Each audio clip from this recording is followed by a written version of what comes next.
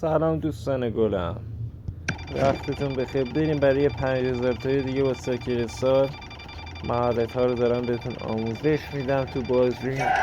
همینطور تو بیلیاردم به دردتون میخوره. ضربه زدن ها، این زاویه زدن ها، یا خدا. این ترکیب بچه 4900 تا از اون پولای سبزه که من الان 97 تاشو دارم. البته چند بار در آوردم و ترکیبای مسخره گرفتم. دیدین چه ضربه‌ای زد دوستان؟ به کاری کرد که دیگه من فلج شم دیگه. اول بازی این تکنیکا رو دارن اینا، نمیدونم دیگه حالا چجوری اینا ضربه‌هاش رو نگاه کنم میدونم چجوری میزنن. این دقیقا از همون آدمای پوفیوز، از همون آدمای پوفیوز و قرومساقه که هر ضربه ایشون گله. دیدی؟ نمیدونم واقعا چجوری ممکنه اصلا همچین چیزی. بزن ببینم الان. مگه میشه آخه؟ تو رو قربان نکن. آخه چجوری ممکنه؟ یعنی چی؟ آقا یعنی چی؟ اصلا من نمیفهمم. بابا نکن دیگه، مگه میشه آخه؟ خب تو چی کار میکنی که من نمیکنم؟ نگاه کن، چرا یه نفر دیگه تا حالا اینجوری ضربه نزده من ببینم؟ رباتن دیگه همشون.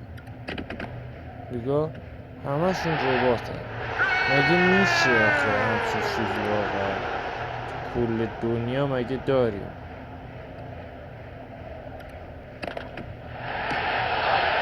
نگاه کن،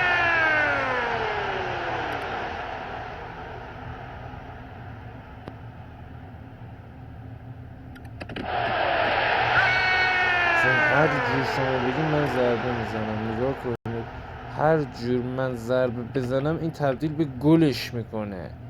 این محال ممکنه اون ضربه رو به گل تبدیل نکنه. نگاه کنید، آخه من نمیدونم این ترفنده رو چجوری اینا در میارن از تو بازی. من چیکار کنم این توپو گل نشه؟ بابا تو رو قرآن نگاه، هیچ کدوم از ضربه هاشون تکراری نیست دوستان.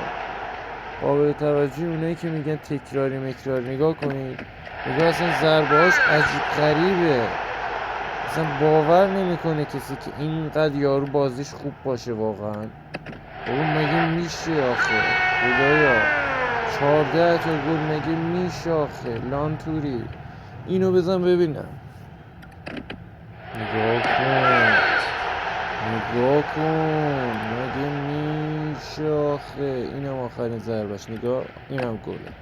نگاه، اصلا یعنی چی؟ من نمیفهمم دوستان، این که به من بگه یعنی چی. مگه داریم؟ اینم آیدیش هم الان نشون میدم.